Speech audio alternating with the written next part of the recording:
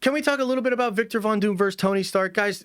Wasn't it always obvious this was going to be a thing? I saw people in response to the thumbnail on this stream here, and also just in general on social media. I think I've been talking about it. I saw some people being like, "I don't want that, no way," you know, whatever. I don't know, guys. Like, wasn't that always obvious? Chat, correct me if I'm wrong. But wasn't it, like, always obvious that those two were going to face down? I mean, did you really think they were just going to bring in Downey as Doom? Tony's gone forever, and it's just Victor now? Like, do we really think that's what it was going to do? I mean, here's the thing. I'll remind you of a couple things. I'll remind you that last July, a lot of the scoopers let it spill that Tony was absolutely coming back as well. Chris Claremont, who we just basically had it confirmed, was not speaking out of class. I mean, he was speaking out of class, but he wasn't necessarily speaking out of turn. He was correct in some of the things he had said, which, by the way, I didn't even tell you some of the other juicy stuff that he said, but if you know, you know. So that's seeming more and more correct. And then I think you look at the teasing from Marvel itself, the Agbo stuff. There's been multiple like teases. Remember the gals had the Doom mask and the Tony mask and all that sort of stuff. I think Downey's teased it a good bit. I mean, who do you think it was dressed as for the chairs? You know what I mean? Like who do you think he was dressed as for the chairs? I think he was dressed as Tony. And so to me, I don't know. To me, I just thought it was always obvious that it was going to end up Doom versus Tony. And especially when you understand what the retcon is going to be, I think it's pretty obvious that it's about Tony and Victor. Okay, so that takes us to this here. This is a tease done yesterday by Robert Downey Jr. And man, I got so lucky on this one. I think I was literally taking a poop, and I sat down, opened up Instagram. It was a minute ago. You can see on my post here, literally a minute ago. So I got it within a minute of Downey posting this. Screenshot, liked it, commented, screenshotted it, put it on my Twitters. Got 81,000 views on my Twitters, which is pretty good for the Twitters. So that's nice, little serendipity. But more to the point, what the fuck does this mean? What the hell? So we got Tony and we've got Doom snapping the wishbone. So how many of you guys know? How many of you guys know what the wishbone thing is? Like, how many of you know what that means? And let's see here. Beast of Sofani, appreciate you, says, Lord Josh of Nerds. No BS. What are the Doomsday Secret Wars non-negotiables? Also, is Nick Fury important or Impact cooked or still can be redeemed? I think Nick Fury's shit can still be redeemed. What are the non-negotiables? I want Doom to be dark, and I think that's happening. I want Battleworld to feel at least a little bit as epic as it did in Hickman's run. You know, I think that's really, really important. And so I would say the non-negotiables for me is that Victor has to feel like Victor Von Doom. And I cannot, the movie should not make us think I'm looking at a Tony Stark variant. I want Downey to be so compelling and convincing as Victor that just by hearing him and seeing him, we rethink Tony, not the other way around. Okay? I don't know that that's necessarily non-negotiable, but what I would say is non-negotiable is like he has to feel authentically like Victor Von Doom. The way he moves, the way he speaks, the things he does, the company he keeps. I need to feel as though it is Doom. So that's probably the main non-negotiable for me. But I appreciate the 10, man. So what's the wishbone thing, guys? What's the wishbone thing? In fact, let's look it up. Let's see what ChatGPT has to say. Let's ask the AI. Okay, so this actually goes back to the ancient Romans. Interesting. The wishbone, technically the furcula, was seen as a lucky bone. Romans believed birds had prophetic powers. They would dry the wishbone in the sun and stroke it for good luck. I like to stroke my bone for good luck too. Okay, anyway, when the Roman Empire spread into Europe, this belief traveled with it. The lucky break tradition started when there weren't enough bones. Oh man, there's a shortage of bones. In early Europe, people started pulling the bone because there weren't enough wishbones for everyone to touch. Breaking it meant more than one person could receive some of its supposed magic. When two people pull the wishbone, the person who gets the bigger piece is said to have the wish granted. Symbolically, the bone is tied to good fortune, wish fulfillment, and luck going forward. Why it became a Thanksgiving thing? The English settlers brought the practice to North America. Turkeys had large, easily accessible wishbones, so the tradition stuck to Thanksgiving dinner cultures. The wishbone itself is meant to be a symbol of just giving you good luck and good fortune. And you stroke the bone for good luck. Then when there weren't enough bones, two people would have a wish, two people would have a desire, and they would pull the wishbone, and whomever had the larger piece would have their wish granted. Really interesting. Before I go into any more of my thoughts about that, what do you guys think? Anything to this wishbone thing? Is it worth watching the entire MCU to prepare for Doomsday? Entire MCU, meaning shows as well. I've only seen the movies. I think some of the shows are important, but generally speaking, I think it's going to stick mostly to the movies. And what I will tell you, my brother, is I'm working on a video series that's going to break down these things in like 20 to 30 minutes, and I'm going to go deep, dude. So if you're, I mean, watch the movies because they're good and fun, and you can get something Easter eggy out of them as well. But I'm working on a dedicated series right now, which is going to start after this trailer drops. I'm going to go back to all these Marvel movies, looking at them from the perspective of where Doctor Doom could be showing up in here, or rather, more correctly, it's what would Doctor Doom notice about these individual universes? What from these films might matter when it comes to Doomsday or Secret Wars? Because all of these films, like, here's the thing that's kind of interesting. What Marvel is doing in these next two films is the most meta contextual thing they've ever done. The whole idea of the multiversal saga and He Who Remains as its narrator is to explain why the past 50 to 60 years of Marvel content has not represented the universe of Marvel comics, meaning, well, the X-Men are only over here and they can't interact with the Avengers because Marvel owns this and Fox owns this, and Nicolas Cage Ghost Rider is the only being in here, and it's not Mephisto because they didn't have the rights. And, you know, why is the Spider-Man movies not interacting with the Fantastic Four? There's no Baxter ability. Like, what the fuck happened? Well, the real answer is it was split up license-wise, right? Some corporation had this piece, some corporation had this piece. But what Marvel is attempting to do with the Multiverse Saga and really with Secret Wars and Doomsday is to give you a meta-contextual reason as to why that happened. And why it happened was there was a prime universe, which represents the comic book version of the universe. All the characters are together. They all know each other. It's great. And what happened was there was a secret war in the boardrooms, right?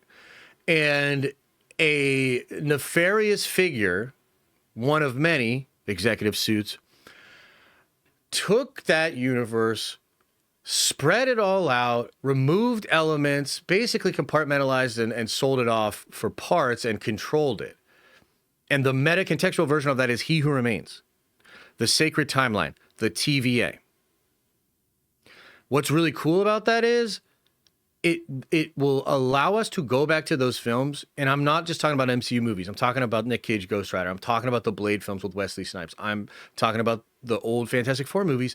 It is going to allow us to go back to those films and revisit them through that lens, and now they're all canon because of that. Like, does that make sense? Could the Wishbone be eternity? I see the Russos wanting to revisit some of the worst movies in the saga, like Love and Thunder. They did with the Dark World in Endgame. I think you might be onto something there, yeah. I think you might be onto something there. We didn't eat turkey for Thanksgiving back in the day. We ate whitetail. Well, I think whitetail's pretty yummy, so nothing wrong with that. Okay, so going back to the Wishbone thing. I'll tell you what I think it means. And I also think it connects to all of the Marvel Entertainment posts that they've been making lately about Because I Knew You. Okay, I wonder if anybody in the chat knows where I'm going with this. Have you seen these posts that Marvel Entertainment is making? Okay, here we go. Because I Knew You. Because I Knew You. Because I Knew You. Because I Knew You. Because I Knew You. Because I Knew You.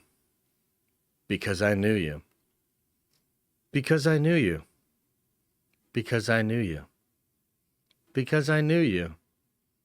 Because I knew you. Okay. What does it mean? What do you think it means? Anybody have any theories? That's just a Wicked thing? Wait a minute. That's from Wicked? Okay, now I need to educate it. Explain the Wicked thing to me. What's the Wicked thing? Because maybe we're talking about the same thing here. Somebody explain the Wicked thing to me. It's from a song. Okay, what's the context of the song, though? Okay, because I knew you, I have been changed for good. Okay. Okay. Anything else? I mean, I already feel like I know what they're trying to get at here. Let me try to bring it all together for you, okay? I think Victor in the movie, he's going to talk a lot about this eternal trap that he's been in, and he wants to break free from it. And I think one of the individuals that had the opportunity to do so, that had the ability to maybe break that prison, is Steve Rogers. And I personally believe that Steve Rogers will discover the truth of the multiverse in the same way that Victor will. And he's going to decide not to change it. And I think the reason why is because he had a friend named Tony that he promised he wouldn't alter time. That Morgan and all the things that came out of the blip are things that Steve would not change, okay? And I think all of this because I knew you stuff. And it's interesting that you guys bring up the Wicked thing. And what I'm getting from that, and you help me to make sure I'm on the right track here. What I'm getting from that is because maybe the witch knew the princess, she changed. That maybe she was destined to be an evil force, but because she knew this person, this human connection, this friendship, changed her from being a villain into potentially being a hero. And let's reinvestigate with that in mind. These pairs. Was Nebula maybe changed? And then was Gamora changed maybe by this friendship here? Was this guy changed by friendship maybe? What about these two? Were they maybe destined to be bad people, but because they knew each other, ended up being good people? What about these two? You know, and on and on and on. I mean, I think... Yeah, I think there's probably something to this. And connecting it back to the wishbone thing, and you know, look, we're just speculating here. I think at the end of the day, what is Tony's wish? To keep everything the way it was after the blip. What's Doctor Doom's wish? To remake everything and to get back what he had in the Prime universe. And so I think this is likely symbolic of them both deciding who's going to get their wish. And I think Doom will win initially. And then I think there'll be a way for sort of both of them to win after Secret Wars. But, you know, that's a whole nother thing. So, yeah, that's what I think is going on. Now, that's all crazy out there speculation and wildness. But at the end of the day, the thing that you really need to keep in mind is Marvel continues to tease Tony versus Doom. And this is another thing I want to get into with this exact situation here. Big rumors from Majestic, or maybe it was James Mackwell several weeks ago, talking about the third act of Doomsday. And he talked about how there would be a superior Iron Man variant in the end of that movie. And I'm even hearing some rumblings now that, like, when this shit goes down at the end of the film, like, there's a reason that the scooper said Invincible Iron Man at the end versus Doom and didn't mention a lot of other stuff. I think this is going to be sort of a last stand situation. And I think when it's Tony versus Doom, it's going to be nuts. And I think Tony's going to lose. I think Tony's going to lose. And I think Doom will win. And I think he's going to make Battleworld. But I think maybe it's Franklin, maybe it's Peter Parker, maybe it's Reed Richards, maybe it is Tony somehow still in Secret Wars and they save him somehow. But I think at the very least, Doom versus Tony looking very likely for Doomsday at the end. And potentially also partially a thing in Secret Wars as well, although that is less certain. You know, we know relatively to Doomsday, we know a lot less about Secret Wars. So, yeah. So that's kind of my thoughts. That's kind of where my head is at with this. What do you guys think of this? Any questions? Any comments? Any thoughts? What do you think? So Steve or Gamora didn't cause an incursion because same timeline. Yeah, I mean, I think I know what you're saying. You mean, yeah, I think I know what you're saying. Yeah. Brought to you by Wishbone Ranch Salad Dressing. No! I'm going to poop my pants. Make sure you wear brown to the theaters. Incursions happen only with people from other universes, or it can also happen with people from the same universe. Change the timeline. It is described as a destabilization between two universes. I think that's the way Reed describes it. So a couple of different ways that we've seen that an incursion, or rather the destruction of a universe, can happen. Supreme Strange, or Sinister Strange, in the What If show, tries to break a fixed moment in time using magic. And he tries it so many different times that he ends up breaking that reality, and it appears to be destroyed almost in the same way that a incursion would later destroy the universe of Sinister Strange in the Multiverse of Madness movie. So, you know, that's one example. Incursions themselves, I don't know that we've actually seen one. We've seen the result of one, but I don't know that we've seen one. You know, at the end of the Marvels, I don't think that's necessarily an incursion. I know that they wanted it to be an incursion, and we talked about last week how, or actually it was earlier this week, crazy ass concept art that showed like the planet coming through and them trying to catch it or whatever. I heard they were cooking up something for the Marvels. It was supposed to be visually amazing. They ended up pulling it. I'm not sure why, but they ended up pulling it. So I don't even think that was an incursion. The other one was the Stephen Strange and the spell, right? So we bring in all these people. It's destabilizing it. I mean, part of the reason they need to get them out of there is because it could destabilize all of space-time, right? So that's an example. We've seen pruned timelines. We've seen shredded timelines. We've seen all the timelines die in Loki season 2. So we've seen a lot of different ways that it can go down. Beast of Sophane. Is that how I say that? That's such a cool name. What if they actually beat Doom, then realize they doomed themselves? Then Cloak of Levitation gets Doom and brings him to the final incursion. I mean, something like that could be cool. Yeah, absolutely. Yeah. I like that. And also, am I saying your name right? Tony became Iron Man because of the weapons manufacturing, which is because of his dad. Yes, I agree. Josh, do you not think this symbolic of how Doom basically got the short end of the stick, as in Doom is Stark, broken, bad? Yeah, no, so the way I see it is this will infuriate Victor. Like the idea of He Who Remains, remaking the timeline, taking Victor Von Doom and turning him into Tony Stark. And also, like, I mean, the one thing about Tony that's really interesting, and by the way, we're going to go into this in the video series, but the one thing that's really interesting about Tony is his reluctance to accept magic. Remember, this is a guy that has said many different times throughout the MCU's history that, like, science is better than magic. And then remember, he has that beef with Steven in Infinity War. So, like, what's interesting about that is, well, if you had a Victor Von Doom variant and you wanted to prevent him from being all that he could be, let's say, you probably want to remove the magic element from him. With just technology, Doom is something like an Iron Man. With magic, he is so much more. You know what else is really interesting that I've been thinking about? Because now I just got to yap, okay? Do you remember that the Baxter building and the Baxter Foundation in Multiverse of Madness, they were using magic and technology together?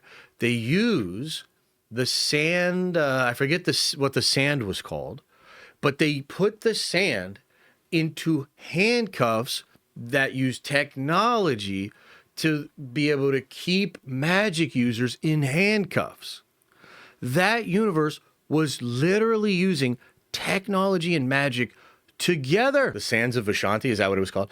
Yeah. So, yeah. Kind of interesting. Just some stuff to think about, you know, kind of cool.